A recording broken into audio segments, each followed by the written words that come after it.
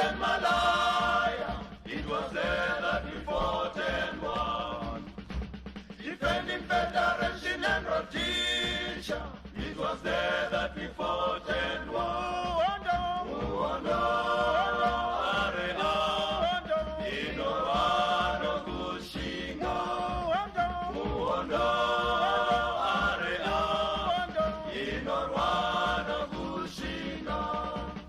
She'll fear and not carry soldiers in war and peace. She'll fear and not carry.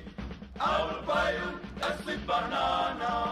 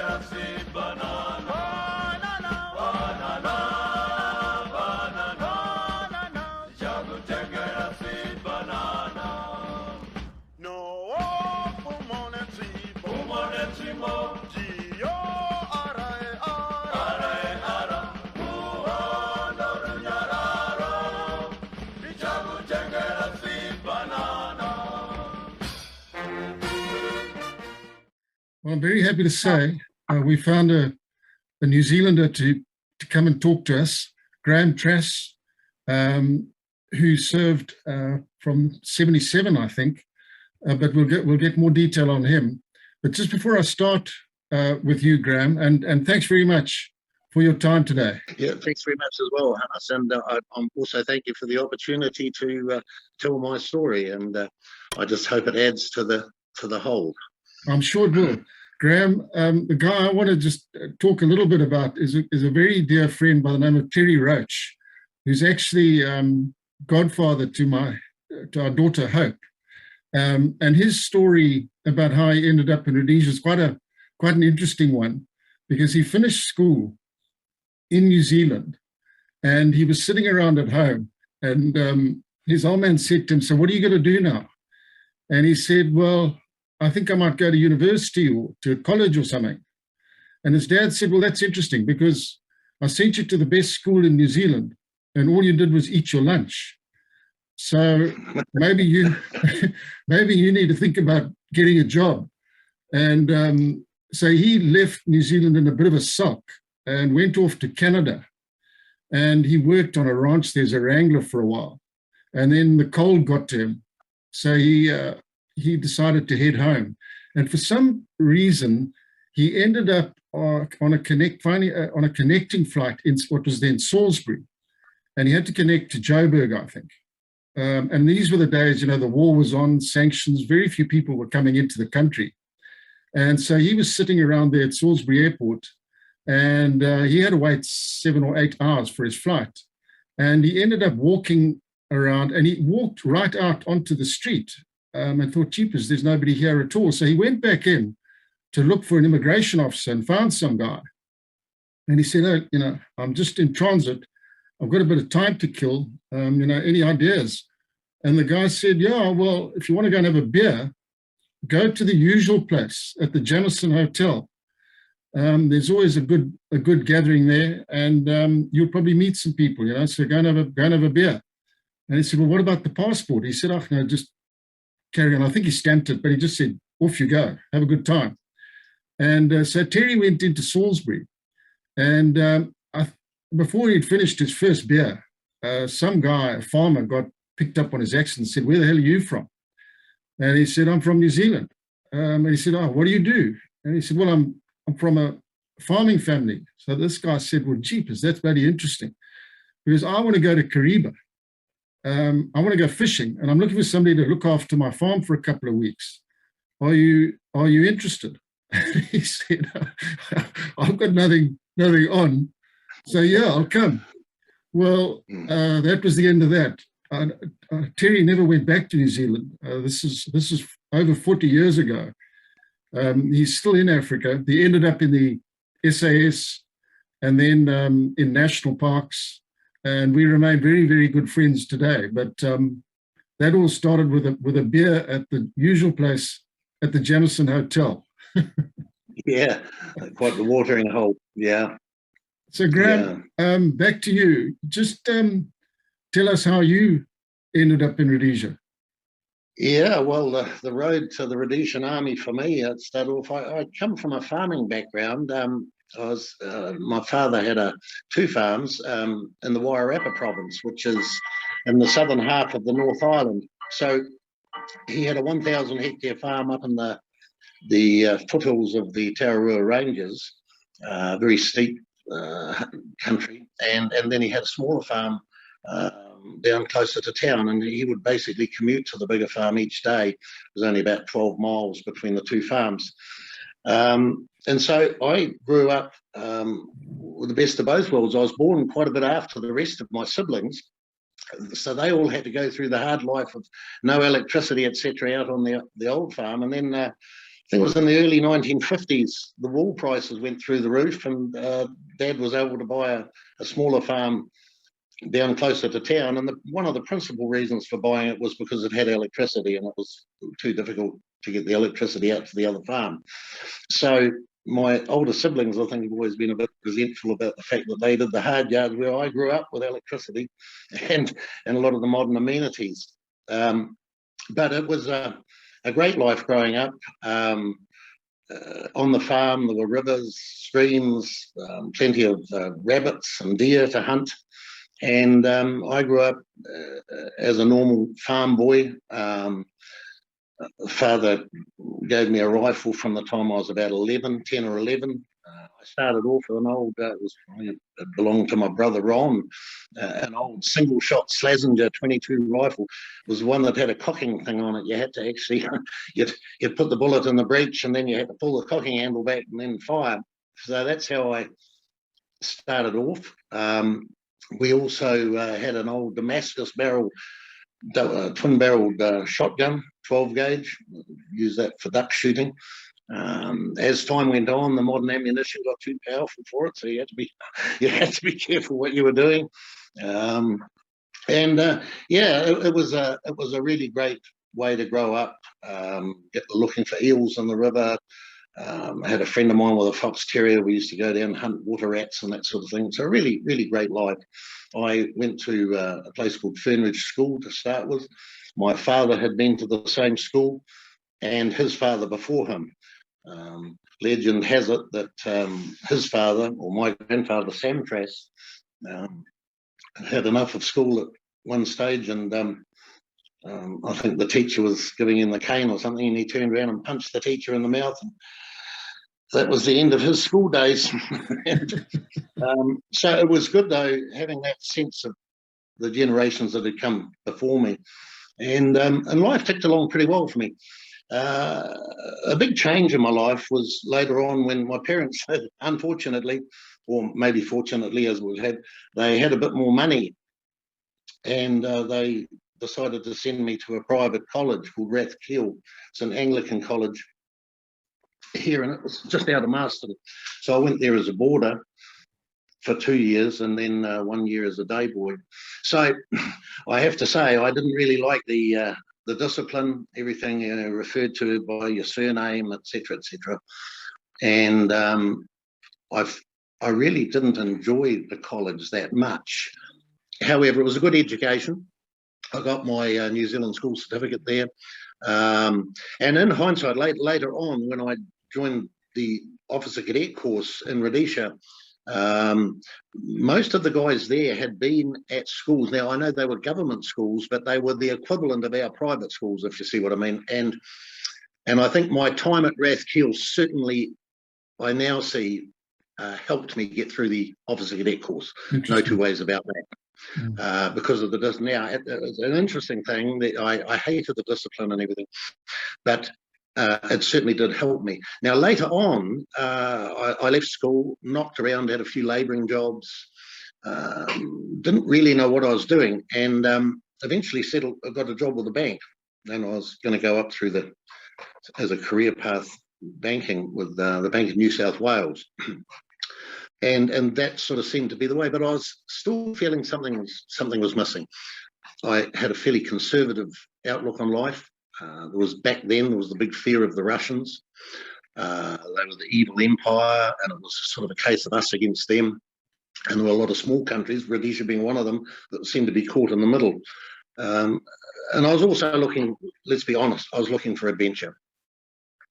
So for me, one night I happened to be watching the news on TV, and I saw a Fireforce action, a short clip of a Fireforce action being undertaken in the Hondi Valley.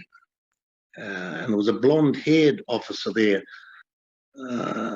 who I later realised, when I met him, was Graeme Trass, or AKA Shaggers, as we called him. Graeme Trass is BCR as well. And you know, Hannes, it was, for me, it had never happened before in my life. It was an epiphany. It was a road to Damascus experience. I knew immediately, within a second, that that's where I needed to go. And so then things went from there. I had no idea where Rhodesia was. Why? I knew it was in Africa. I didn't know what the capital city was or anything. So I had to rush over to my Pears. This was before the days of computers. I had to go to my Pears encyclopedia, had a look and found that there was Salisbury. So I then wrote a letter to, I didn't know who to write to. So I sent a letter to the immigration officer, Private Bag, Salisbury. Literally, that's what I did. And said, look, I'd like to come over there, and I wouldn't mind getting a job in a bank, I thought, you know. And so the first thing was a bank, the second thing was the police, and the third thing was the army. So I got a very nice letter back from Rhodesia saying, well, Graeme, we don't really have any vacancies in the bank, and you know, the police might be a bit of a problem, but however, we have got vacancies in the army. So, and they sent me all the application forms, and one of them was an application to join the officer cadet course. So that's what I did. But at the time, I had no military experience. I had a lot of experience on the farm hunting, etc., but no military experience at all. And so what I did, I was still working with the bank, and this all took time. So my first interaction started probably the middle of 1976 or early 1976. And I thought I'd better join the New Zealand TF, and they had a 3-month sort of course to see whether I'm going to be able to hack this army life. And that's actually what I did. The TF course was split into 2 segments of 6 weeks with a break in between. First segment was up in Wairua in the central North Island. We'd have snow coming across the parade ground. I did a winter camp. And then that was the basic training. And then the more specialist training for their riflemen was conducted down the South Island, down in the Southern Alps. We're based in Christchurch. And when I got halfway through, when I'd done the basic training at Wairua and had that break before I went down to the South Island, I realised that far from my problems with the college, in the army, I actually enjoyed the discipline, no problem whatsoever, and I really thoroughly enjoyed it. So in that break, I sent the applications away. Then went on and finished my the specialist training, the second phase of the NZTF. And after we finished there, I was still at the bank, and I went and did every weekend camp that was available. And then one day I arrived, one of my jobs at the bank was to go and collect the mail in the morning. And because we had a rural delivery and everything, I got all my correspondence with Rhodesia to go to the bank, which was a PO box, just a lot easier. And one morning, there was the letter saying I'd been accepted for the cadet course and to report to KG6 on, I think it was the 7th of January or the 2nd of January, I think it was. And there you have it. I felt when I was walking back from the post office to the bank, felt as if I was walking about 4 inches off the ground, literally. I just couldn't believe what was happening. Immediately handed my notice in. Bank went very happy. then I was a bit short of cash. So the Army said that they would, if I sorted my ticket out, they would refund me after 6 months. So I was a bit short of cash, as I still am these days. And so I had a car, and my father lent me the money to buy the ticket. And the idea was we put the car into a garage and they sold it, and then he got the thing. I think it was sold within 10 days or so. But anyway, so the old man helped me out there quite well. My mother was obviously a bit worried, well, quite a lot worried, really. And then I flew over, spent New Year's Eve of 1976. I spent in Johannesburg, all just like a new world to me. And then flew through to Salisbury. Once I got to Salisbury, I met a couple of Rhodesian doctors on the plane coming over from Australia, and they said, "Oh, well, look, if you want," somebody say, "go and stay at the Oasis Motel." So that's what I did, and I met up with a couple of other foreigners that had also come to join up.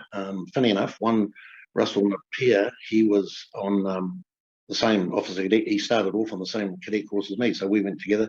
And the other guy was an Australian guy, Mick Doyle, who he went and joined the BSOP. But we kept in touch all through the time we were there. And so we all met up at the Oasis Motel, and we became a team, and enjoyed going around with those little taxis. I forget the name. Were they Rixies or something? Rixie, those little taxis. Little And I was the only one with a driving license of any sort. So we met up with, arrived at the Andrew Fleming Hostel for Girls. We found that place really quick. And because I was the only one with a driving license, I remember I hired a car, and we went out to Lake Kyle and had us swimming and everything there at the time. In fact, the funny thing is, when I rented that car, I'd only just got across the road. Salisbury had traffic lights. My hometown, Marston, didn't have any traffic lights, and I think I shot a red light, and the cop pulled me over. And he said, "What are you doing?" And I said, "Well, I don't know. These lights were up in the air across the thing." And I said, "Well," I said, "I haven't seen a traffic light before." And I think this guy, he couldn't believe that somebody was more primitive than what was going on there. I mean, that was just to show you how naive I was. I mean, I was actually amazed when we landed at Salisbury Airport that it was a concrete runway. I thought it would have been a grass. I really had no idea. So we knocked around for a couple of days, and then Russell and I reported on at the due time at KG6 barracks, and had to line up at this line and not step over it, and a bit of yelling and hooting from the colour sergeant, whoever it was that was there. Anyway, they organised us onto a bus. We were told to report the next day. Actually, just before that too, one of the first people I met, and he's probably a well-known figure, the recruiting officer, and that's the guy I probably had correspondence with, was Major Gilchrist. You might know him. Yes, I remember him. He was a friend of my father's, yeah. Yeah, very nice guy, very nice guy. Yeah. And I remember him saying, "Hello, Mr. Trass, welcome to Rhodesia." And there it was. And there, so Russell and I headed on. They put us on a bus and sent us to Gwello, and where we were going to attend a week-long OSBE, Officer Selection Board. And I remember there was a big thunderstorm on our way down from Salisbury, and then the bus broke down. So then they had to send another bus out from Gwello, and we got on that, and we eventually arrived. And then we arrived at the School of Infantry. So there was quite a lot of us, and we had a week with doing the OSBE. There was 156 of us went on the OSBE, 44 of us passed, and eventually 18 of us got commissioned. And just as a matter of interest, more than 700 applied to go on that OSBE. Yeah. So 700, how many of you pitched up at School of Infantry? 156? 156, yeah. And of those 156, 24 were selected for the course? 44. 44 were selected to go on the course, and 18 of us were commissioned down the track. So it was a week of, they had sort of assault courses and problem solving, escape and invasion sort of things. They had lecture room work. We had to write essays and do this and that and the other.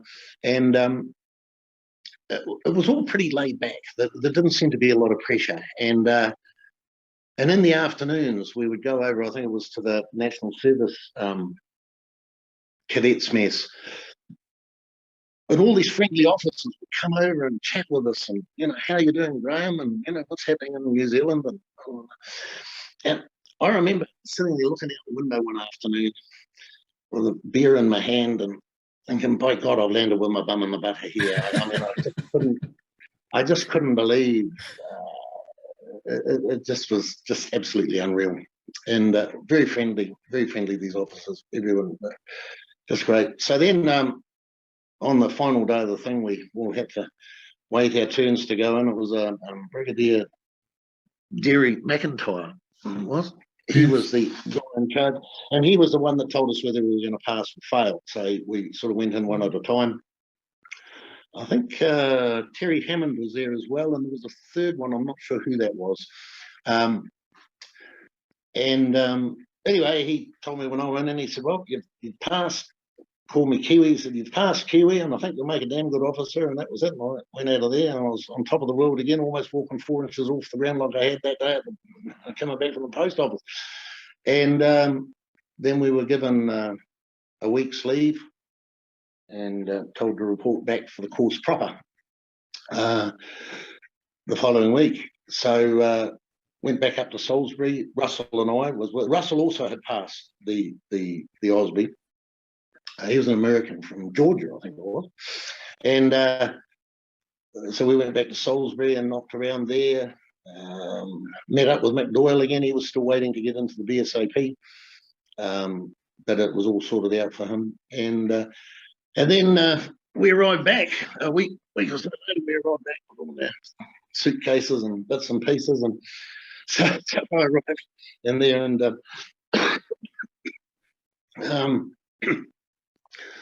as I arrived with my suitcases and down into the same place we'd sort of been with a week before, it all seemed a wee bit different somehow. But I see this character coming along in uniform and everything, and so I asked him where I should put my luggage. He just screamed and yelled. I couldn't quite understand what he was trying to say. That was my introduction to Colour Sergeant Davies, and I initially thought we'd come back to the wrong place, quite frankly. There were all the friendly staff and the officers coming in for drinks. And, nowhere to be seen. So we all arrived in dribs and drabs, and I suppose half an hour later we were had to assemble in the National Service Cadets Mess, and then there was Charlie was there, and his accomplice Cocky Binks was helping him, and they laid down the law to us there. It was, you can't do this and you can't do that. Actually, it was a damn bugger all you could do, and that was the beginning of first phase, and we were in this huge barrack room. The bunks initially were about 3 high, but then as guys left the course, we got back to 2 high, and then eventually down to single bunks. But so then the course started, and that was the beginning. That first phase was a very long one, very hard, a lot of revving all the time. You had to go everywhere at the double. Very character building, that's for sure. And a lot of guys started to just drop off the course quite quickly. It sort of surprised me. On the course, there were six of us foreigners, 5 others with me. For a call, there was a couple of Pommies, a couple of Yanks, Russell being one of them, and a Belgian guy. The Belgian was the first to go, and then the others went, I mean, within probably, I don't know, halfway through first phase, I was the only foreigner left.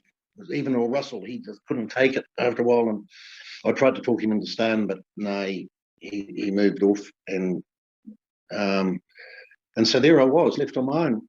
But in some ways, that was quite a good thing for me, because it actually forced me to assimilate with the Rhodesians on the course.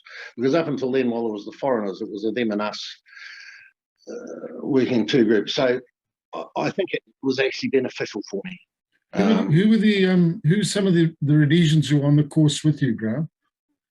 Okay, well, there was the likes. I quite quickly made good friends with the likes of Vince McCabe, Ian McLaughlin, Terence Stewart, who had been around and about overseas a bit, so he was sort of had a bit of what's the word, sophistication to him, I suppose you'd call it, and he'd been in Australia for a while, so he and I, we got on quite well. And then there was other guys, Chris Vincent,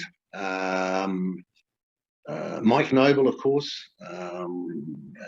and then there was the others. There was Fabes Fulzoy, who died shortly after commissioning, killed in action. Bobby Graves, who got the Sword of Honour ultimately. Vince McCabe got the Sam Brown. And who were your instructors, Graeme, that you remember? Mike Wilson, well, it was Colour Davies and Cocky Binks, but Binks left not too long into the course, and we were left with Colour Davies. And we had Mike Wilson, Captain Mike Wilson. He was course officer, and he was supported by was it George Lambert Porter? But then Lambert Porter went off somewhere as well, so we were there. And I think the OC cadet wing at the time was Bruce Snellgar, who was later killed in a helicopter accident. And Tom Davidson was probably commandant then. Yes, I can recall that name. I recall Tom. Yes, he did our final parade, passing out parade for first phase, I think it was. I remember he thought I didn't look too quite up to standard for what he was looking at. So do you remember how many of you guys actually made it through first phase? Well, if you look at it, I've got the figures here somewhere. At the beginning of second phase, from what I recall, there was 22 cadets left. So a lot went by the by through first phase. So you got a bit of time off after first phase? Yes. So I went up because Russell was no more with us. Actually, funny thing about Russell, I remember we were calling with the parade, because in first phase there was the drill and everything, and what do you call it, the muster parades and roll call, and so old Charlie yells out, "Napier!" Gives all our name, and he calls that Napier. And then old Russell turns back and said, "Oh, excuse me, Colour, it's Napier." And old Charlie Davies looked at him and he said, "Well," he said, "I don't give a stuff." He said, "While you're here, it's Napier." And anyway, so we got a bit of time off at the end of first phase, and went back up to Salisbury, met up with McDoyle again, I think, at that stage. I also used the time through that cadet course. I used the time, we used to get these 7 or 10 day breaks in between, and I used it to travel around Rhodesia. So, I mean, one trip I did was out to the Botswana border, just forget the name of it now, the main road anyway into Botswana from Bulawayo. Another time I went down to Fort Victoria, and another time I went out to the Eastern Highlands. They had all sorts of special deals. You could cheap bus trips, and you took your weapon everywhere with you and everything. So they were probably more than happy with the thing, and so I got to know through that cadet course in those week breaks, and I met some lovely people, and got to know the country a lot better. At the end of first phase, sorry, I didn't go back to Salisbury. Ian McLaughlin took me up to Kariba, Okay. He had a car, and now his father was a retired squadron commander from the Air Force. Yeah, and so Ian took me up to Kariba. We stayed in the Air Force chalets there, and had a good thing there. Unfortunately, I came down with some sort of a stomach bug or something, and so I couldn't enjoy as much as I would have liked to at Kariba. But one thing I was able to, I was able to witness Ian meeting his wife, Marion, who he got married to at the end of cadet course. So, Okay. so that was really nice. No, and then we come back. I think we spent a couple of days in Salisbury. Ian's grandparents were there, so I met up with them, and then back into second phase. Now, second phase was classical war, and it was always a feeling, well, it's not really you did it, and but it wasn't really the sort of war that we were actually going to be into. So then at the end of second phase, I think the end of second phase was when the last of the guys got kicked off. So the beginning of first day of third phase, when we got in, I think it was the last 4. And we were then down to 18. And so third phase was coin warfare. And we were all very interested in that. And we also visited, we also had a 2-week trip, third phase, we had a 2-week trip down to South Africa. So we drove down on a bus. Andre Skeppers, he was another guy on the course, and of course I think that he went and got a bus license. It was pretty quickly, but they needed someone with a bus license, and Andre and I think a couple of the others. So some of the cadets, they shared the driving, and away we went. We had Major Gilchrist, who came in on the scene. He was a great guy. I liked him, and Mike Wilson was with us, and away we went. So we drove the bus down from Gwello through Bulawayo, down to Bite Bridge, handed our weapons in and everything. Actually, I remember before we went on the trip, Mike Noble and I, because we had different passports, we had to get visas. We were the only 2 that had to get visas, so we had to go in and get passport photos taken, and of course they couldn't be taken in uniform. So we're waiting outside this place, and I looked around, and there was a shop there selling t-shirts. So I got this t-shirt with these stripes across it, which looked all right in colour, but of course the passport photo was taken in black and white, and so I put the t-shirt on, got my photo taken, then Mike put the t-shirt on, got his photo taken. When they came out, it made us look like bloody convicts, I'll tell you what. They were, yeah. So we drove down all the way, handed our weapons in at the police station at Bite Bridge, over the border into South Africa, and we drove down to Pretoria in the bus. And from there, we were taken all over the place by the South Africans. Visited various units down there. I'm just trying to remember now where they had the para battalion. Bloemfontein? Yeah, Bloemfontein. We got down Simonstown. That place where they have the ostriches, they had an infantry thing there, Oudtshoorn, yeah, and that's where I actually rode an ostrich. Got dumped, quite different to riding a horse, I found, and so on. So really excellent trip, and we met a lot of the times we'd met the South African subbies, and they would take us out, take us for a few drinks here and there, and that really South Africans looked after us really well. Had a big function up at the Rhodesian embassy, and then it was back and carried on with third phase, and then there was one more break, and fourth phase, which was a very short phase. You were sort of almost guaranteed of passing. And just a thing on that too.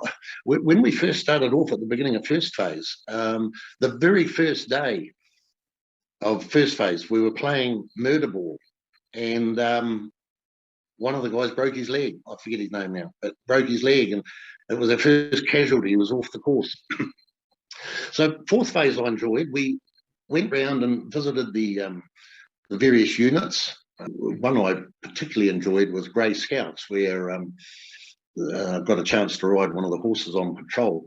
So how they did it was they had these horses in the corral, and if you could get on the horse bareback and get round the corral a couple of times, you could take the horse out on patrol. The other poor buggers had to just walk to a normal foot patrol. So away we went. We had a young Lance Corporal, white guy. He was in charge of us, and it was a sort of a funny setup because we were sort of a month off being officers. So technically he outranked us, but he knew that changes, he knew that wasn't going to last for long.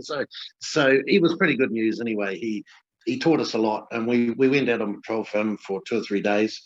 And these horses, they were something else. And on day one, I had Ray Stocker. He was one of the cadets was there. I think Rich Cook was with me too. And as we were going through the felt, these contour lines that had in the ground, and that was the thing about this young Lance Corporal. He was wearing shorts on these military saddles.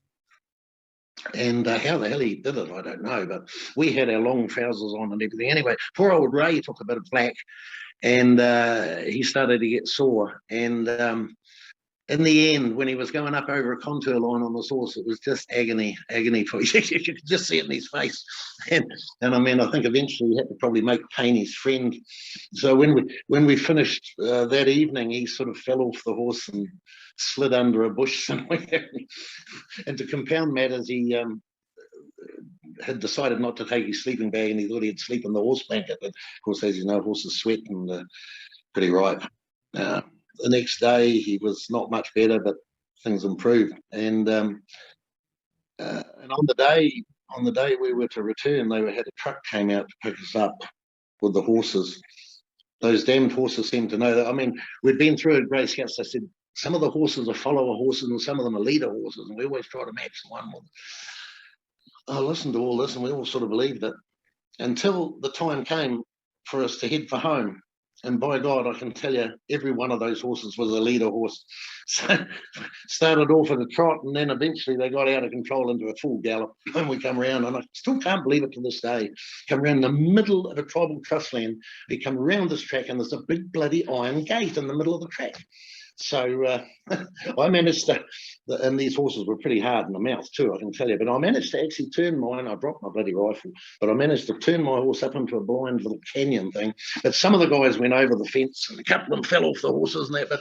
But anyway, no real bad injuries, but we loaded up, and that was our patrol with Grey Scouts. Yeah. And then, so Graeme, you were commissioned end of 77.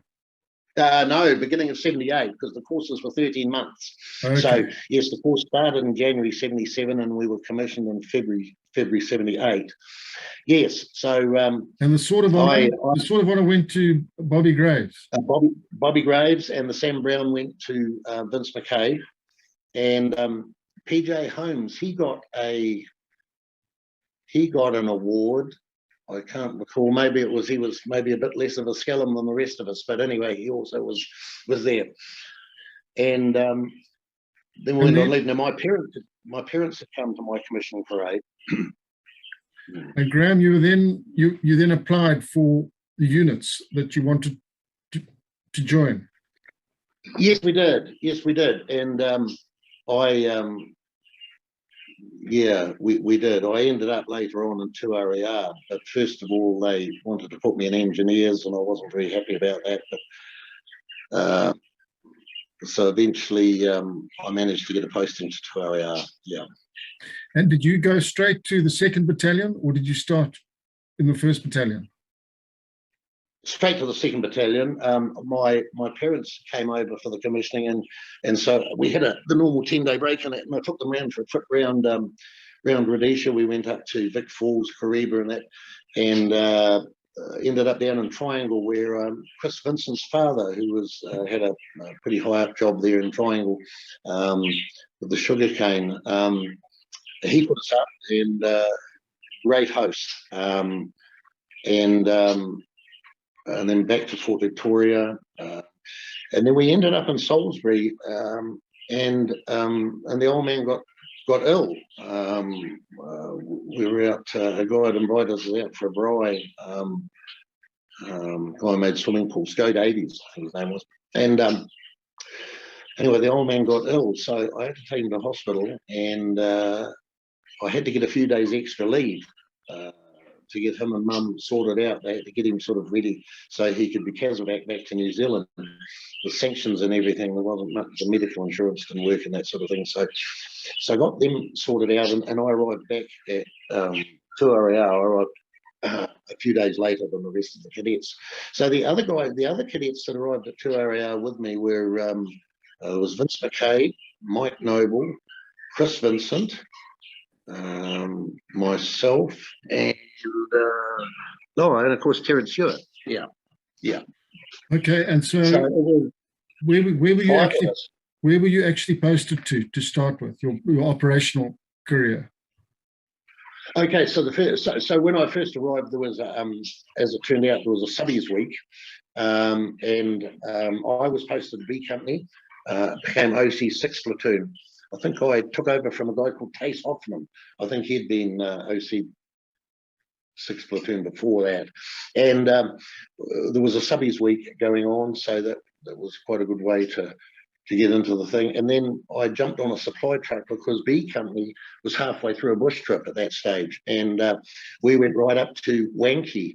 And that's where I met Major Duncan, was OCB Company at the time. And we were doing patrols along the power pylons, that sort of thing. And so the first patrol I went out on, arrived there with the shiny new pip and everything, and staggering around, and arrived in the dark and having to try and find everything. And that first patrol, I went out with a platoon warrant officer just to check that everything was okay. And that was the first patrol. And then after that, I was on my own with the guys. So they must have thought I was doing okay. And yeah, we did a couple of patrols there, like week-long patrols in that area. And the second patrol of note, as we were coming back, the trucks had come out to pick us up. And as we're coming back to the camp, I see this dog running parallel with the trucks, sort of about 100 meters out. So I stopped the convoy, and it was a Rhodesian Ridgeback. And as it turned out, it belonged to the Slew Scouts. They'd lost it about a week or more earlier, so they were more than happy to get him back. And then the bush trip finished. We then back to Fort Vic, had some R&R. Who was your company commander, Graeme? Butch Duncan. Butch Duncan. And the battalion commander? Now that was Colonel McVeigh back then, and then later on it became Terry Hammond. Oh, right. And Graeme, just tell me, getting to know your black soldiers, how did that all unfold, and how did you deal with that? There must have been quite a bit of getting to know one another. Yes, there certainly was. There certainly was. And it was different getting to know the customs, and I suppose it might have been more difficult for me. Although, when I look at it, it wasn't too bad, actually. The big thing, back then I had a much better memory than I have now, and I was able to recall names and things, and I had a crack at learning a few of the phrases and the language, and I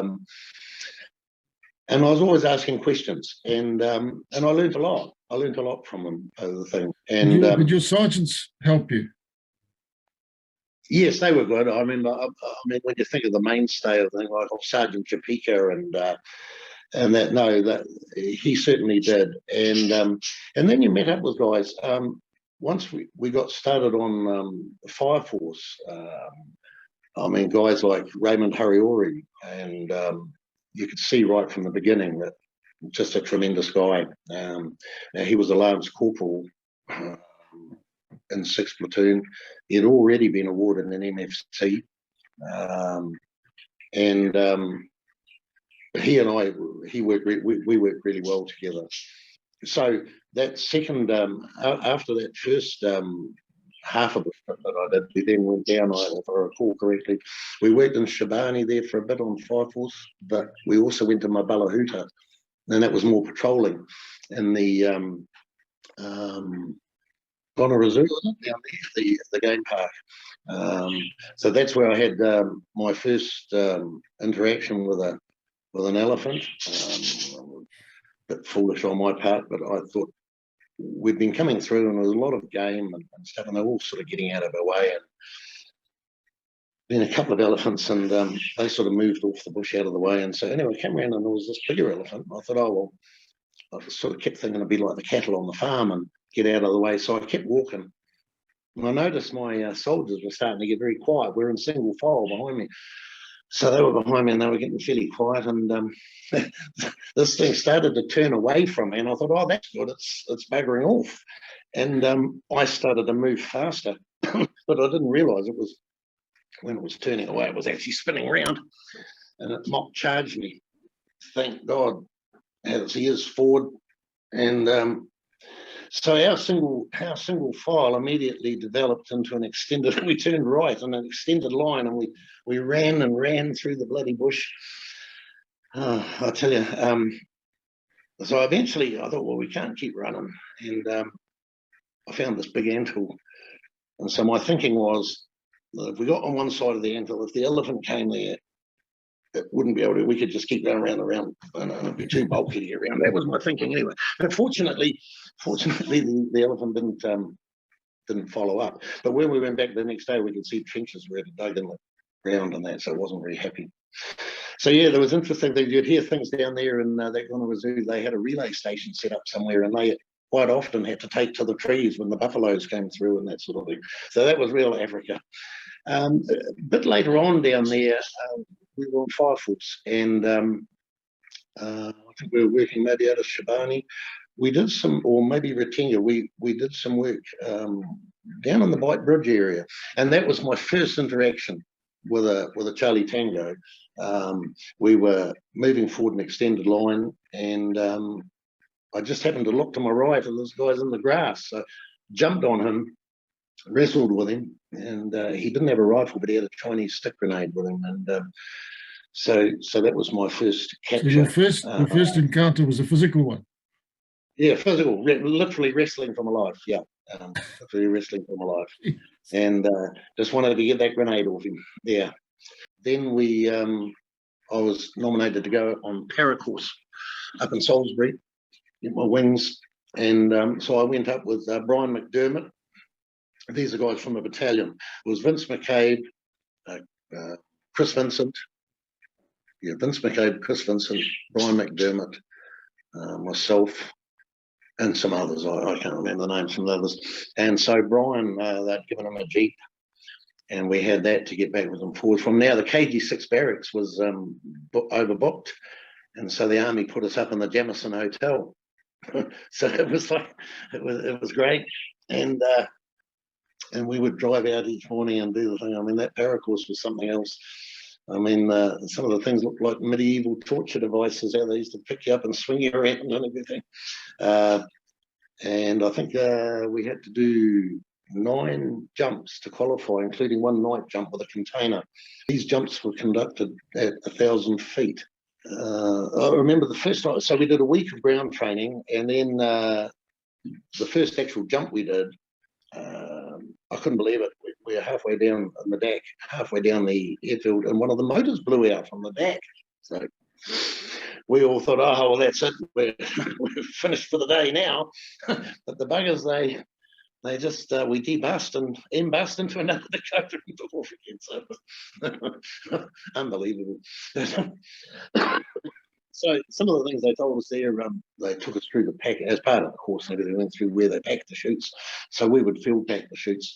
After you'd done a jump, you'd field pack the chutes, and then they'd be picked up, and you all had to go back in formation. The idea of that was you had to jog back to the hangar, was to check if anybody was injured, because sometimes people would be injured and they wouldn't say anything. But by making us jog back to the thing, sort of the wheat out from the chaff, so to speak. Another interesting thing they told us, the parachute packing thing, was that women were better at packing the chutes. They were more dedicated, and they didn't cuff it like men would. So that was an interesting thing. And I actually I could go along with that. Well, I think women are more diligent and they don't tend to cuff it like we guys do. So I was always very happy that it was women packing the chutes. Graeme, you were decorated. Just talk us through what transpired during that engagement. Okay, well, the decoration actually is spread over 3 or 4 different actions. And we were on patrol. It was out in, I think it was the Bakita tribe of Trustland. And I had about 4 or 5 sticks on the platoon. We were spread out along this area. And we had seen this group of terrorists coming in to organise feeding parties. So we were watching them. And then after about 3 or 4 days, we couldn't actually see exactly where the camp was. But after 3 or 4 days, the decision was made. We said we'd better call Fireforce. Now or never. Now, Fireforce was a battalion thing, so it went back through there. And they called the Fireforce out. And regrettably, on that action was when Bruce Thompson was killed. Okay. And he was later given a posthumous SCR. Bruce Thompson was killed and his machine gunner was killed. I was right up on the top of this really high hill and gumo, and you could watch the whole battle unfold. You could see what was going on, and terrible day for me. It was right when the 2 Fireforce companies were in the middle of changing over, and in fact, I think Bruce and A Company, they were just about ready to head back on R&R, and they got called out for this last call out. So I knew Bruce from the times I'd met him in the mess and everything, and there would rarely be a day go by that I don't think about Bruce Thompson. Really sad day, and that brought things home to me. Also, it's around about that time I got notified that Faber's Falzoy, one of our cadets, had been killed. I'm not sure all the details, but he went gone to RLI, and he had been killed in action as well. So that's where things were starting to come in. So then, moving along, as we got into 78, it was the day we were in the night Jenna. It was quite a long day, and I'm just trying to recall if it was more than one call out or if it was just the one call out from morning. But these Charlie Tangos put up a hell of a fight there, and we had been sweeping through earlier in the day, and I had a soldier called Majeri, and he earlier in the day we went to climb a bank, and he had his arms sort of like this going up the bank, and a soldier next to him had an AD, and the bullet went between his arms and hit the bank. And I remember saying to Majeri, I said, this is sort of about lunchtime. I said, oh, God, you're a lucky guy. You're a lucky guy, Majeri. And I said to the other guy, I said, I will sort him out with the orders later on. And then we carried on. And then we were trying to we had some entrenched Charlie Tangos and some bushes. And I tried to switch. So I had 2 sticks with me at that stage. And at that stage, he was Corporal Rafura. He was in charge of the one stick, and I was with the other. And we tried to sweep in, but the weight of fire was too much, and we were beaten back. And so I thought, well, we'll try and go from another angle. So I sort of circled round to do a more flanking attack as opposed to a head-on. And as we're moving forward, the fire was coming. Very heavy fire, and I realised we weren't going to be able to go any further. So I wanted my machine gunner, Majeri. It happened to be Majeri. I wanted him to put down covering fire so that I could extract us back. We were all in extended line at that stage, and so I said, Majeri, put down some covering fire. So then I yelled. There was no response. So I yelled out, Majeri, put down fire. And then I looked across, and there's Majeri slumped over his machine gun and shot. So God, now the 7 of us, I managed to get us back about another 60 meters. And then I looked forward and I saw my Jerry lifted his leg. So that was that. I had to go and get him. So I said to Colin Hendry in the K car, I said, oh, well, look, I said, he's alive.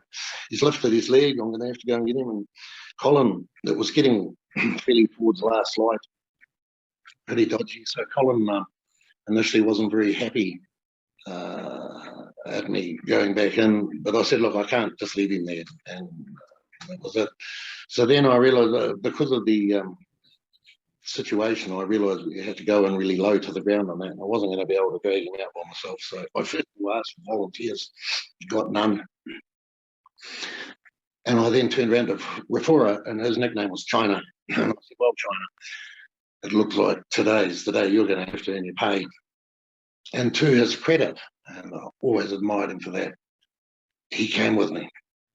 And so we had to do the run into Majeri. Colin Hendry tried to, there was quite a wave of fire coming, and Colin Hendry tried to back us up by giving us covering fire with the K car, but he could only do it at a narrow angle, so he had to sort of get behind us and fire in front of us. And as we're moving forward, some of the K car rounds were exploding in the trees above me and Rifle. And I had to call Colin, and sort of in a loud whisper, and had to say, stop firing, you're going to kill us. I can still see in those trees the flames of the rounds igniting in the tree. And so the last bit of the run, and Rafura and I had to do it without any covering fire, and we were real low to the ground. And we got to Majeri, got him behind his body. We're a bit of open ground, and we're firing from the bush. And we literally grabbed an ankle each, and staying as low to the ground as we could, we dragged him all the way back to safety. Yeah, so that was now the thing was, he was still breathing, but he had a serious gunshot wound to the head. I put a first field dressing on and everything. Evidently, so then he was casevaced out to Chiredzi, and evidently when he got on the operating table there, he was actually still breathing, but the doctor said he was actually more or less dead from the time the bullet hit him. It was an automatic reflex. Yeah, terrible thing. In that engagement, if I recall correctly, Graeme Trass was there as well, and he got a bit of a glancing thing through the cheek, which I think we would have our left, what's for like an old dueling scar, So that was the one occasion. There was another occasion where this is where I was with Hariori. Another 2IC, Kevin Smith, also a New Zealander. He was captain, so he was 2IC company. He came out on Fireforce one day, and he took a bit of a minor injury just in the bullet sort of hit him on the shoulder there, and so we went in to assist, and we took out quite a few CTs there. One other occasion I recall was Hariori and I. There were two in a sort of a natural trench. Couldn't be got, and we actually leapfrogged over in front of each other, giving each other cover and fire. And when we got to the last bit, we both ran forward together and fired down into the trench, killed it, and over the other side. We were young men, and it was just different then, just different, yeah. And they were starting to come through in quite big groups in the southeast. Zanla hooked up with Frelimo. There was a lot going on down there. There certainly was, and I think, in fairness, I'm very pleased that I ended up in 2 RAR because it was better Fireforce country. 1 RAR, I think, very flat ground and everything. It didn't seem to be so good. We were based at Ratenga quite a lot, and if you were going towards the east or towards the Mozambique side, plenty of Fireforce country there. On the few occasions where we went back more into Matabele land, it wasn't. You know, they could hear the choppers coming because of the flat ground and everything. I can recall doing a couple of things there in the Paradak, and you'd be flying along looking out the door, and every now and again you'd see a tree that was higher than the DAC, where we kept really low to the ground to try and keep the noise down. And that was, you know, the Paradak was quite something else as well. I recall the first battle jump I ever did. Must have been a novice pilot or something, and we came under a bit of fire coming into the drop zone, and he started to handle this DAC like a snooker pilot. He was jinxing and lynxing. Of course, we all fell over in the DAC, and so he probably got a bit of a tune-up or something, so we had to go and circle, and we had to make sure all our kit was right and the static lines and everything, and then the second time we went round, he didn't duck and dive, and we jumped. But I mean, that was an amazing, for me, we used to jump at 500 feet, and so on Fireforce, I'd alternate between the choppers and the Paradak. So in the Paradak, we'd have 4 sticks of 4 port and starboard sticks, and 2 parachute packers who used to jump in at the end, and their job was really simply to field pack the chutes. But occasionally they ended up with running through their position. They'd end up having to fight as well. You'd come in, we'd jump at 500 feet. My understanding of that is that in the Second World War, and that was obviously so you'd land closer together. The old Saviac chute, couldn't really steer it or anything. The maximum you could do by pulling down on the toggles was you could slow down your forward speed, but you really went where the wind took you. And you had to be really careful when you landed. You had to get round and collapse the top of the chute, otherwise it would drag you through the bush. My understanding is that Second World War, they used to jump at 350 feet for the same reason, keeping close together. And the reason they jumped at 350 is they had no reserve parachutes. We had reserves, so they upped us to 500 feet. Just to give you an idea, in New Zealand, as a civilian parachutist, you cannot jump below 3,000 feet. So occasionally we would have what we called a fun jump, where you jump from 1,000 feet. Those are all static line jumps, of course. Yeah. Graeme, morale in the RAR, did you ever have any problems? No, I certainly didn't. You mean with the black soldiers and that? No, I found the soldiers, their morale was always good from my side. I mean, look, at the time we got to the end of the war, in my platoon, 6th Platoon, we ended up with 2 silver crosses plus a bronze cross. Wow. Hariori had got his MFC before, so that was just in 1 platoon. I had the guys all wanted to join me. Oh, that's another thing I should really mention. I'm not quite sure. You might know more about that than me.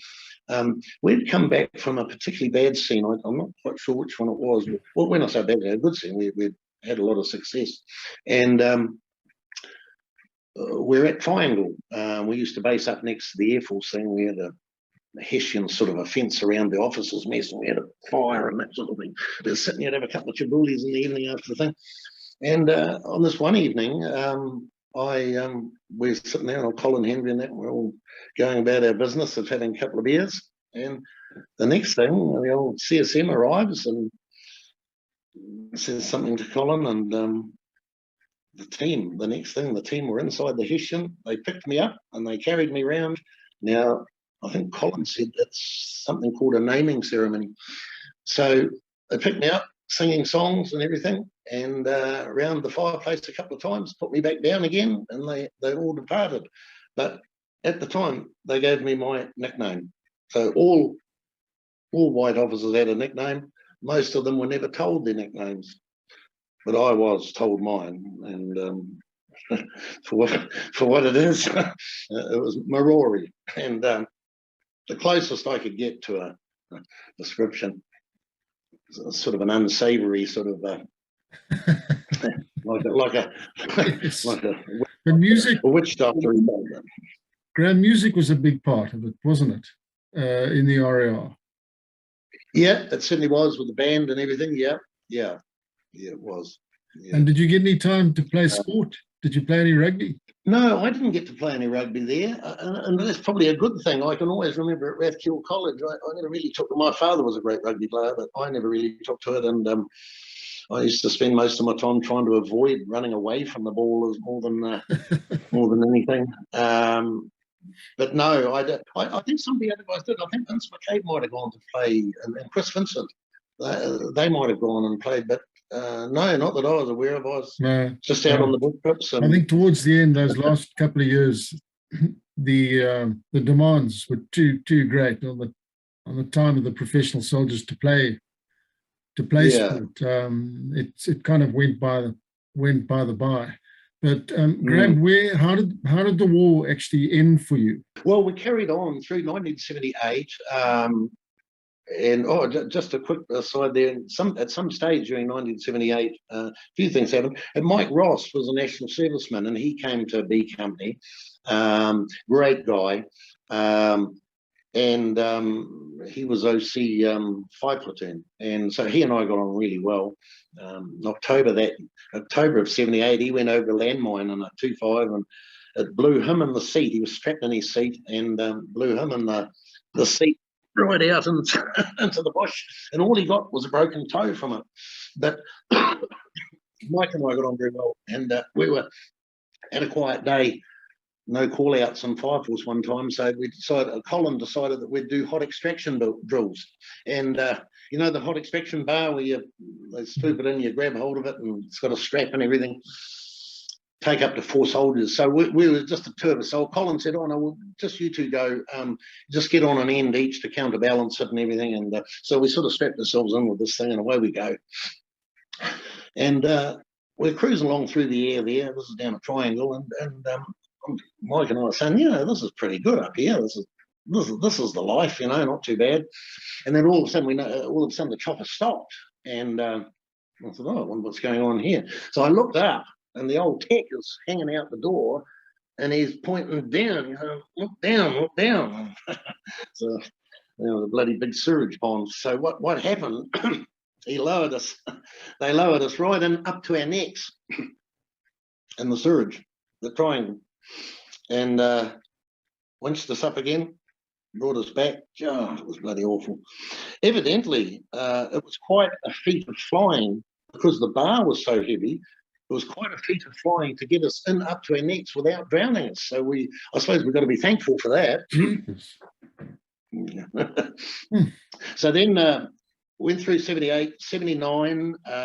We had the first elections. Now things changed a bit there with the thing with the Fireforce and everything.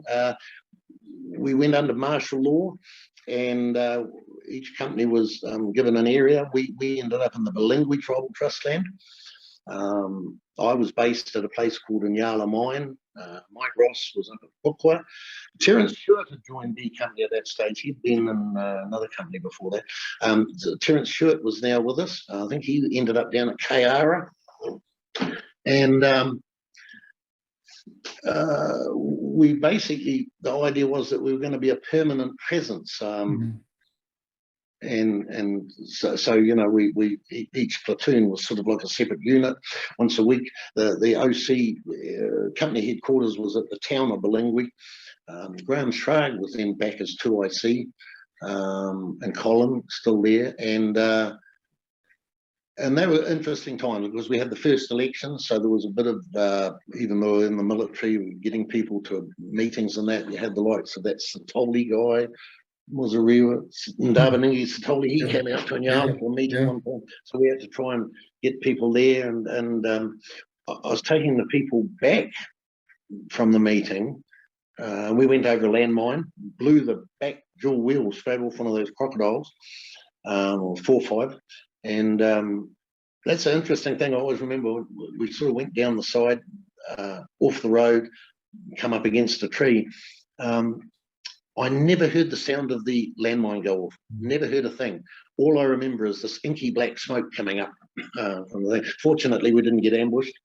But there were other times when I had vehicles in the thing were ambushed while we were doing this martial law. During the period that I was there, the airfield and that sort of thing, one day there was a Fireforce action taking place with, I think, Colonel Terry Hammond was the KK commander, and Vince McKay, and they were short of troops, so they said, look, can you have 2 sticks ready? So it was like an afternoon away from this martial law thing, and so we jumped on, and I had 2 sticks, and I remember going up, it was sort of drizzling with rain a bit, and Vince was up the top, and we were moving. I had a stick on each side of this flay line, and we're moving sort of slightly uphill thing, and we were sort of picking off a Charlie Tango about every sort of 50 to 100 metres. We're getting them, and when old Vince at the end, when he finally got his one, I said, well, God, Vince, what took you so long? We got about 3 here, you know. So that made a change in the humdrum of the sort of the thing there. We were just, the Nyala mine was just down from Rhonda mine, but eventually we couldn't keep a permanent presence there, and we went back to normal operations again. Now we were on Fireforce in December of '78. We were at Rhodesia. That was another thing. We had Rhodesia's got the old pub there. They had a unit of coloureds there protecting the railway, and so we would use their mess at night. I remember there was an old OC they had there, this major. Normally had one of those monocles and that. He used to always talk in riddles. He was a strange guy. He'd talk in riddles and that. But so each night we'd have a few beers there, and there was a very pleasant barman by the name of Evans, coloured guy, and really good barman and everything. And he was waiting. I didn't realise he was waiting his opportunity. So we waited until I'd had a couple of beers one night. He came up and asked me if he could come in my stick on Fireforce the next day. So I had to think about it. I thought, well, this could be a good idea. So I then went over to Colin Henry, who'd also had a couple of beers. And I said, what do you think? And so Colin had a thought. He said, yeah. He said, this could be a good public relations exercise. And he said, do you reckon he'll turn up? And I said, well, I don't know. He said, oh, well, he said, let's give it a go. So I went back to Evans and said, well, I said, you get your kit and katunda, get it all there by the choppers, 20 to 6 in the morning, and you can come on my stick. Never thinking it'd be there. So the next morning I arrived, and there was Evans all ready to go. So I stood down one of my soldiers, put Evans in the stick with me, and about 11 o'clock that morning we got called out, and I forget what the area was now. Anyway, there was quite a few CTs sculling around in the bushes there, so we were dropped off, and one of the G cars dropped off, and as we're sweeping forward, old Evans turns around to me and he says, sir, I can see a Charlie Tango. And I said, well, shoot him, Evans, then shoot him. And he did. And then we finished mopping up and we got all the thing there. Somebody must have radioed ahead back to Rhodesia. I tell you what, Hannes, when we got back to Rhodesia, as the choppers landed, the whole battalion of those coloured guys were there waiting on the tarmac for Evans. They picked him up and they carried him shoulder high all the way back into the camp, singing and carrying on. So I don't think Evans had to buy any beers that night. Graeme, let's just fast forward a bit to the end. Where were you when the ceasefire was declared? Oh, okay, yeah. Well, coming through to the end. So just fast forwarding through '79. One of the hardest battles I fought in '79 was in the Miranda Tribal Trust land, which had by that stage been pretty much taken over. So what happened there was Terence Stewart and I went in.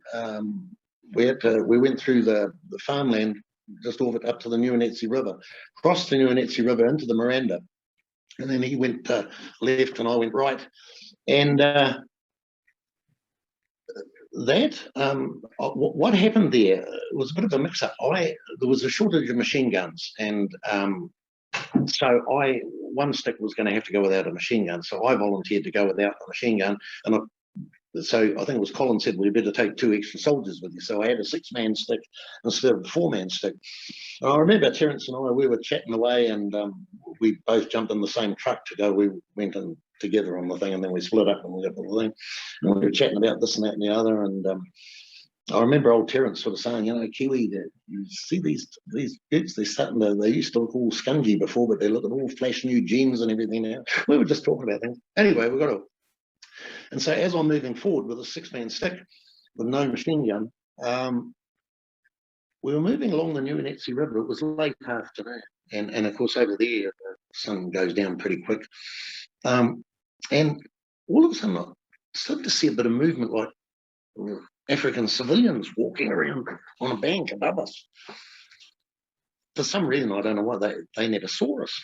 Anyway, we moved a bit further, and then we realised we're in the middle of a bloody camp, and we'd been undetected. I mean, it just amazes me to this day. Then we start seeing a bit more activity, and we can't really get ourselves out. But there was an anthill. It's getting pretty dark by now.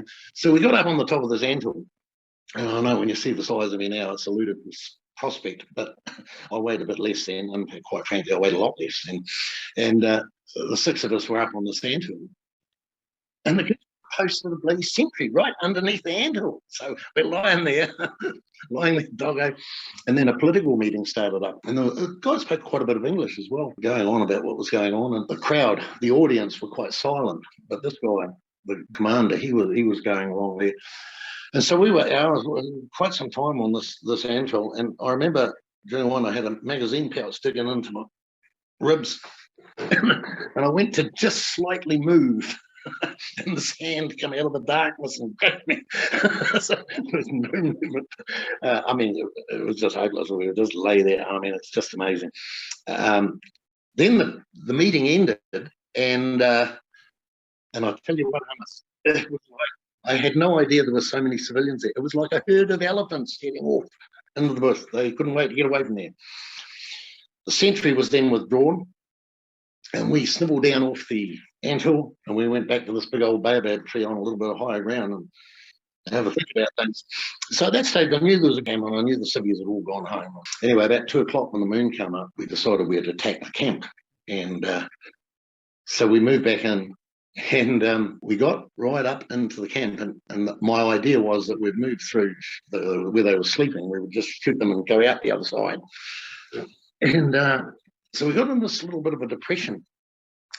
And I put my head up, and I could see the one guy in front of me that was asleep, and the other guys were picking their targets. And I went down again, just getting ready to, and for some reason, I don't know what it was, and probably a good thing in hindsight, I put my head up again to just double check before I gave the go ahead.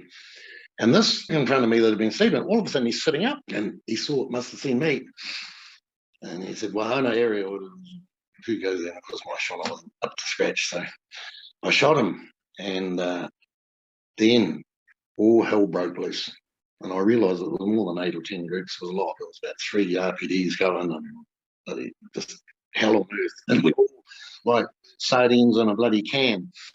And you could see they were throwing these Chinese stick grenades, and they were coming through the moonlight. And I had Cadet, my signaller guy, on the left-hand side. He took shrapnel right down his arm, and to his credit, never said a word. just bloody took it, because any noise, once they knew where we were, they didn't know exactly where we were. And if they had known where we were, at one bloody angle, they would have taken all of us out. But very early in the piece, Lance Corporal Mudda Boyo, who was just one down from me, and just like sardines in a can, he took a shot right through the leg. Fortunately, it never broke a bone or anything, but he was shot through the leg. Another guy, he got shot through the skin where your ribs are, and like the next day we could actually see the 2 ends of the bullet sticking out the skin, if you know what I mean. And so the game was up, and I could hear this commander saying, oh, first of all, he said, get the bazooka, get the bazooka. I said, 3 RPDs going, hell of a way, tracer and God knows what. And I thought, oh God, if we got the bazooka, that's the end of us. But it never happened. And then a bit later, he said, get the mortar, get the mortar. And that's when I started to trig on. I thought, we were too close, well, 10 metres apart. The minimum range of a mortar, I thought, this bugger's bullshitting me. And it gave me a little bit of hope. So I said to Mudda Boyo, and I felt bad. In hindsight later, I never would have left him behind, but I said, can you run? I don't know whether he thought he might have gone. He said, yes. And I said, well, we're going to go. And so we did a withdrawal, if you could call it a withdrawal, and we went back to the baobab tree. So the next morning, very bad radio comms, had to put a Sputnik up on a tree and that. So the next morning, we're cutting a Lima Zulu to get the wounded guys casevac and that, and I'm making a cup of tea for old mate boy. We'd bandaged him up as best we could and everything, and one of the guys on the Lima Zulu, cutting the Lima Zulu, they beckoned me to come over to them. So I start walking over to see what was going on, and as I get halfway there, the soldiers coming like this, down, enemy, and I thought, God, and I looked up, and here's these coming an extended line, doing a full bloody frontal assault on us. So I managed to dive behind a tree. I can still see the one who was, they were coming at a half walk, a half trot, and he had a cap on and he had grenade pins sticking out of it. Well, obviously grenades he had thrown previously. I'm lining up with him, and the bugger threw a hand grenade at me, Chinese stick grenade, and it landed so bloody close to me that I thought, oh, well, that's the end. I could see. You can't believe it. The bloody shrapnel went over me. I think I've got a couple of, I've still got a couple in my leg. I've got a bit of the shrapnel from the stick grenade. But the vast bulk of the stuff went over. Now, if I had been another 4 feet further away, it would have killed me. It just shows you the luck of war. And anyway, we managed to repel them. And it turned out in the end there were 36 of them, as old Colin Henry wrote in the diary. He said, in this case, 6 against 36 didn't work out. We got rescued eventually by a Pro aircraft, unarmed, but he came to the Fireforce was unavailable. So he managed to keep heads down, got the guys a chopper. We got a chopper into Casevac them, and then I went over and joined up with A Company for the night, a stick of A Company on the other side of the New Nancy River. But when they were trying to work out where we were and everything, they were using whistles and everything. So that was probably the hardest battle I actually fought. Yeah. Graeme, I'm running out of time. Can you just talk about the end and then what you did, when the war finished? Yeah. So at the end of it, coming to the end of 79, I went home for 2 months to New Zealand on leave, went back, and we were already in the process of starting to sort of cease fire, etc. Yeah. But I'm just a bit confused as to what happened there. Prior to going on leave in New Zealand, I had been involved at the battle camp just outside Fort Victoria, training some Fumaravanu, Spears of the People. Yes. They were like groups that had come onto our side. Yes. And I really enjoyed what I was doing with the training and everything. I mean, I turned out some really good guys. I took them out into Badingi tribal trust land. We set up camp, and I stayed with them for a week, and we were attacked in there, and they stood up and they worked really well, these guys. And I thought, it was something I really enjoyed. Yeah. So I ended up, then we had the election. So I ended up sort of being attached to Special Forces there for a while. There was an Australian guy, Joe Flanagan. Then we had the elections. Very shortly after the elections, the Fumaravanu were disbanded. Yes. And so we had to front them all up and pay them off and get their weapons off them, which was a bit of a hairy thing, but a lot of admiration for Joe Flanagan. He stood up and just sort of gave them a bit of a spiel and said, right, I want you to come forward and hand your weapons in, and they did. I mean, you're standing there, you're thinking, Christ, you could be shot. So that happened. At that stage, I'd also met my future wife, Sharon, and then I ended up at 4 Brigade, and I was GSO 3 Ops, and I worked. My boss was Ken Johnson, and during that time I was in defence, and this is after the independence. Now this is coming into the period. So the battalion was doing training. I think they went up to Kariba as part of this GSO 3 Ops. So I was now attached to Brigade from battalion. I would have been happy to have worked with those from Ravoni, but they got disbanded. So, I mean, everything changed after the election. So I spent the rest of my time in the army, which was from sort of March, April to August, at Brigade, GSO 3 Ops. I was also OC Defence Platoon, took them out, went on a big training exercise out to Eastern Highlands and Yanga, and then got married on the 30th of August and left the army on the 31st of August. Well, Brigadier Walker was the guy there. Did you go back to New Zealand? Yes, so I left the army at the end of August, and about mid-September we came back to New Zealand. Yeah, that was the first time. So then we spent a few years in New Zealand. I actually was working, running my father's farm. He was getting older by then. He died, and I was unable to stay on the farm. had siblings and everything. And we then went back to South Africa, lived there for 10 years, because my wife's family, her maiden name was Carney, and they had since moved down to South Africa. And we lived in South Africa for about 10 years, and then we moved back to New Zealand. And for the last, we've been here for about 24 years now, and living in Taupo.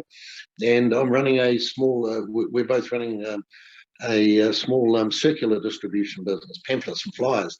And I often laugh when I think back at the time of that election in February, or just before February. One of the things, they gave us a whole lot of these pamphlets to hand out to the locals. And I said to Colin, I said, well, they don't seem to be wanting to hear what we want to say. And we were getting comments. We had to stop and give a bit of a spiel to try and get the feedback on what they were thinking. And one of them was saying, it'll be, now it's going to be your turn. We'll now have to feed you guys up in the bush while the ZANU are in power and all that sort of thing. And I knew there was a lost cause. So we're driving through I had to get rid of these pamphlets. We were driving through in the RAR, just in the thing, and just throwing pamphlets out into the thing for anybody who wanted to read them. And I find it quite interesting that later on, when I got back to New Zealand, the last 24 years, I've been delivering pamphlets, so maybe that was the beginning. That's where it started. It was quite interesting because I was talking to Colin before the election, and he said, the feedback we're getting is that, a lot of people are going to vote for Muzariwa and blah, blah, blah, and we're getting good feedback. And I said, well, sir, that's not the feedback we're getting out here in the real world. Certainly, it was true. But Graeme, thanks very, very much for your time, man. Really interesting, and I appreciate you sharing these memories with us.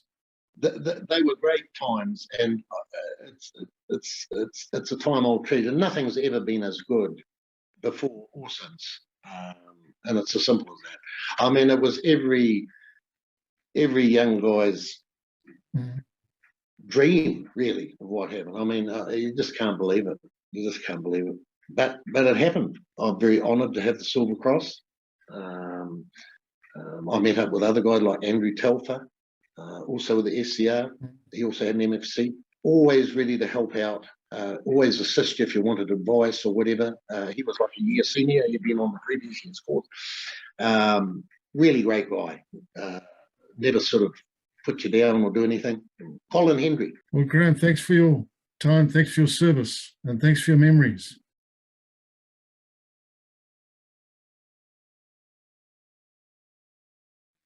Graeme, hello again. And nice to be back with you. Yeah, thanks a lot, Hannes. Graeme, it was interesting what you said in the last chat about how tough that officer's course was.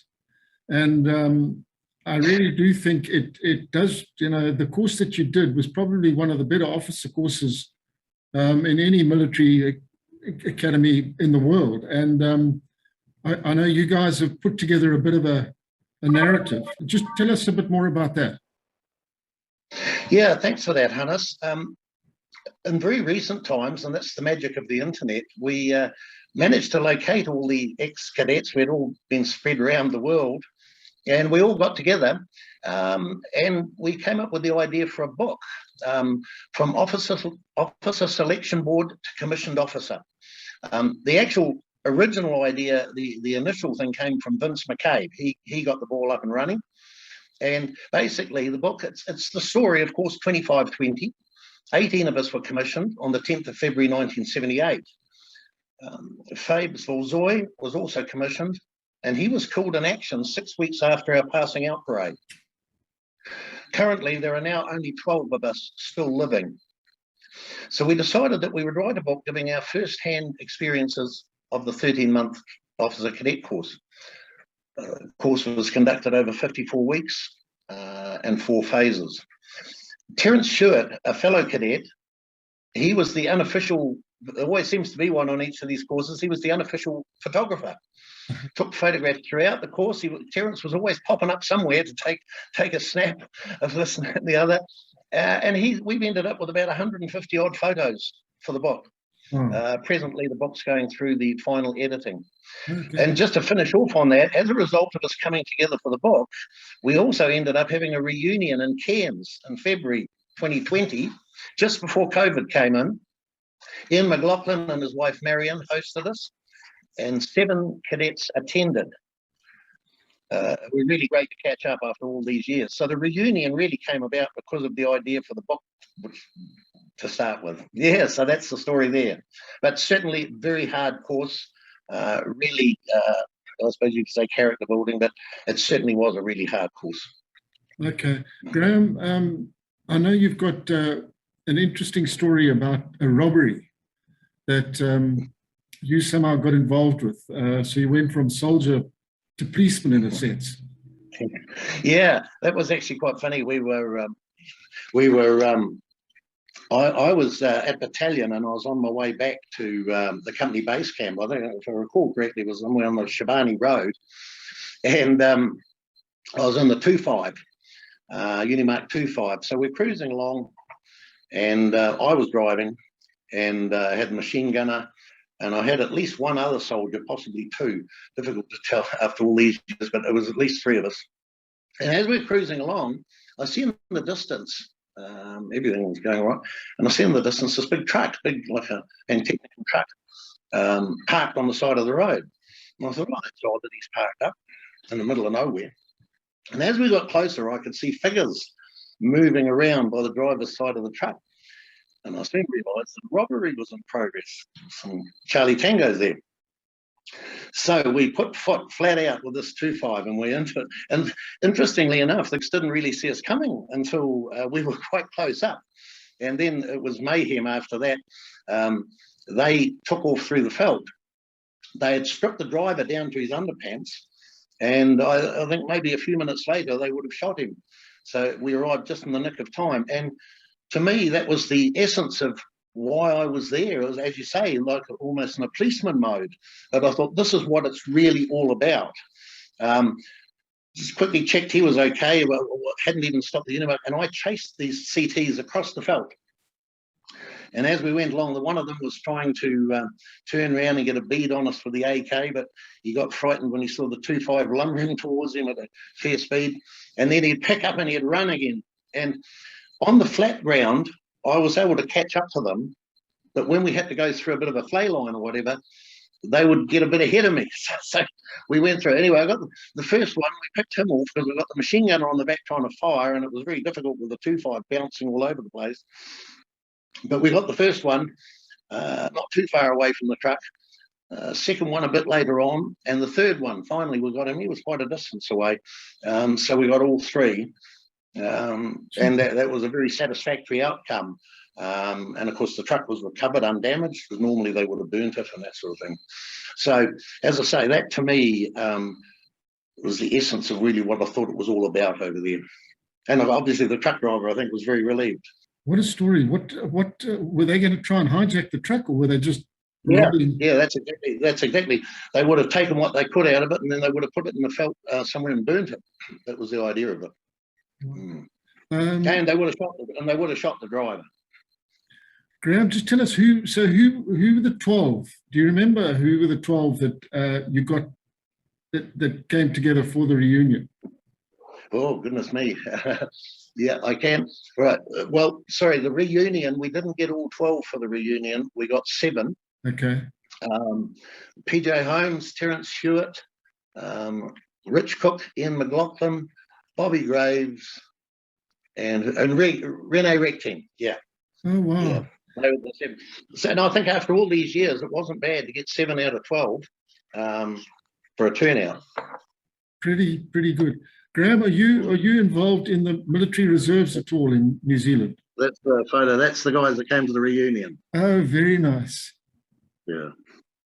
Well done. Well done. Yeah. Graeme, did you get involved in the New Zealand reserves at all when you got back after you were finished in Rhodesia?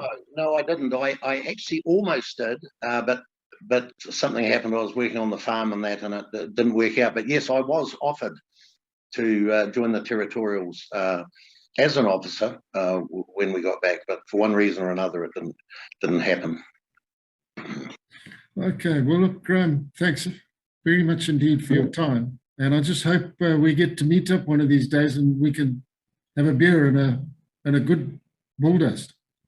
Yeah, no, that sounds good. I suppose, I don't know if I can put in one quick plug for Hugh Bomford, who lives here in Tauranga. Yes, I remember you. Yeah, he's been a tireless worker for furthering. He's got the Rhodesian Association going. They've got a museum, which Sharon and I visited last year, or earlier this year. I can't remember. And they've even got an Alouette helicopter there. And I was thinking, because I've gained a bit of weight over the years, and I was thinking, oh, it'd be interesting to have a look at this chopper to see how I would have ever fitted in it. But actually, there was plenty. When I got there and had a look at it, there was plenty of room. Yeah, well, so Stu is really, he's just gone the extra mile all the way through. He's helped me out on quite a number of occasions with various bits and pieces. Sterling chap, and he's assisted by Ken Johnson's there with him, and Andy Telfer. In very recent times they've arrived, but Hugh has been there for many, many years. Well, fantastic, man. Hats off to these guys who just keeping the history alive. Otherwise, it will all be forgotten. There are also a good bunch of guys in the UK. Neil Story, Pudding Hudson. Those guys have also got a museum, and they keep the associations alive. Yeah, I mean, I felt those times were amazing times. Well, I've never come across anything like it ever since. It was for me, in many ways, it was out of a boy's own annual, and it really was. All the pieces, jumping out of aircraft, flying in by choppers on Fireforce, driving Unimarks along dirt tracks in the wet, and having short, sharp punch-ups. It was everything I could ever have imagined, and more. I just feel very privileged to have been allowed the opportunity to be able to do the things I did. Yeah, Graeme, it's funny. It's hard to explain to people, but I don't know anybody really who doesn't say that despite all the hardship, in many ways, those war years were some of the best years of our lives. I mean, it was the downside. But hell, the excitement, the camaraderie, the feeling that you were actually doing something and you had a chance to actually do something, I think, it was a special time for all of us. I think one of what I find quite frustrating about the world we find ourselves in now is I can see all sorts of problems out there. And dare I say, I've identified the enemy in some cases, what I perceive as the enemy. But we can't do anything. We're powerless now. It's all beyond our control. And I find that quite frustrating, at least during that period. Okay, the odds were pretty tough against us, but you felt you had a chance, and you were given a chance. And that was an exhilarating experience. It certainly was, and of course, because the army was small, you worked in small units, 4-man sticks. But you did right there. Then I think to myself, back then that was reality. Whereas you get all the spin and the hype and everything these days, things have certainly changed, and not for the better. But as I say, for me, absolute privilege to have been part of the Rhodesian story. Just absolute privilege. I just can't express it any further than that. And it certainly changed me. I have always been of a conservative background, but I think it changed me, funny enough, into a liberal in the end. So yeah, my politics and that would be liberal now, which I think is better than going even more further conservative. But yeah, it certainly changed me, and it's a yardstick, and so it gave me certainly a moral compass, which I try and stick to as much. Well, thanks for coming all that way to give us a hand, Graeme. Yeah. Pity we didn't have more Kiwis. I think it might have made a big difference. Yeah, and of course the best thing I bought from Rhodesia, of course, was my wife Sharon, which I extracted her from Rhodesia and brought her back to New Zealand. It was not what you call a hot extraction, but she was extracted nevertheless. And yeah, we've been married now for 41 years. Wow, fantastic, Graeme. Well, thanks again, man. Thanks for your time. Okay. All right. Thanks you very much, Hannes.